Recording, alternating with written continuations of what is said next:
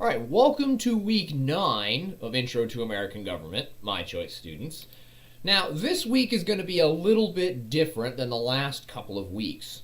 So, my face-to-face students, they're not going to be coming to class until the following week. So right now we're currently on spring break. So what we're going to be doing is kind of setting a lot of this up so you guys in the online section can start a lot of the stuff, get involved here, and then when we come back after break, we can all finish this up together. So right now, many of you guys should all be working on our exam. And again, I opened this up because there was a few students across all my sections of Intro to American Government that wanted to have access to the exam here and to use some of the content early because they were going somewhere far away on spring break or they were going elsewhere. So this just works out perfect for us. So again, you have our exam and our mini essay for this to do.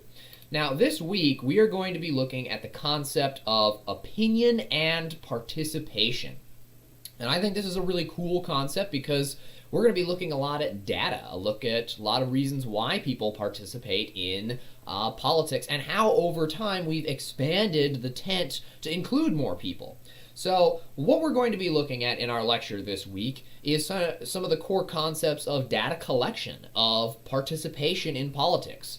So that is what we're going to be looking at the first bit of this week. Now, we're going to have a discussion. Now, this discussion, kind of unlike our previous ones, is not going to be just 1 week of posting and then 1 week of commenting. All your stuff for this should happen within the week of spring break and the following week. So if you're on spring break and you're off somewhere, then when we come back to class, make sure this all gets done. And this will be something my face-to-face students for this section as well will talk about. Next, we have our Constitution. Again, this will be updated for you guys to add your content on, answering some of these questions about these amendments in our collaborative document. Now, here's where we're into something a little interesting. This is something totally new I'm trying this semester with my sections of Intro to American Government. One of the things we look at in opinion and participation is data collection. Now, a bit of my background was in data collection in grad school. I looked at the Pew Research Center's data collection on income inequality and wealth distribution, and I ran different types of regressions and bivariate and multivariate analyses on these. But what we're going to be doing here is a very brief kind of exploratory look at some data itself. So what I'd like you guys to do is click on this, and this will bring you to the Pew Research Center. Now, once on the Pew Research Center, it will bring you to this, the topics page. Now, I've kind of pointed us in this direction so we can have data that's more open and accessible to us. The Pew Research Center is great, but there are some things that are behind membership walls, or you have to be an actual researcher to get the data because it's raw data. So, what we're going to look at here and what I'd like you guys to do is choose a topic. Really about anything, kind of play around with this.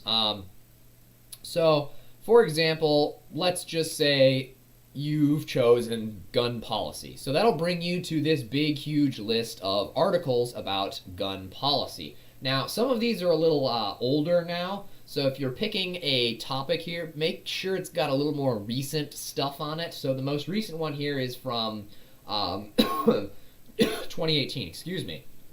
So I'd like you to do is click on the publication. It'll bring you to kind of a full deal publication that used a lot of the data. And, right, come on, here we go. So that'll bring you to something like this. And what I'd like you to do is just read the article, look at some of the graphics, look at the questions that were asked. And back on E360, I'd like you to write a short half page to a full page response that answers all 4 of these points. Okay, how was the survey conducted at large and what was its sample size? You should be able to find that in all of these. The easiest thing to look at for this is when you look at a lot of this data at the very, very, very bottom of this, it will usually tell you some of the sample sizes. So usually for these articles, it's about 1,000 people. The Pew Research usually does a pretty standard 1,000-person random survey from across the entirety of the U.S. in order to get these kinds of information. So what I'd like you to do is, again, play around with this, look at some of this stuff. Pew Research is a great source if you ever do anything in the universities doing statistics, anything else in the social sciences. You will definitely be diving into some of the data that Pew Research has. And Pew Research is really good at making sure it is not overtly partisan. Their margin of error is very reliable and very small. So it'll be something good, I think, you can play around with here. And that kind of covers it for this week. So again, we're on spring break, and a lot of this stuff we are going to cover when we come back from break, especially for the face-to-face students. So we have kind of our 2 weeks to deal with this, and again, at the same time, you should also be working on your exam and your mini essay. If you have any questions, I am at my desk at my house here in River Falls. I did not going anywhere for spring break. So if you have a question, shoot me an email, and I will usually be able to respond right back. Otherwise, that is all I have for you guys. Have a great spring break, and we will see you all here online in face-to-face and in week 10.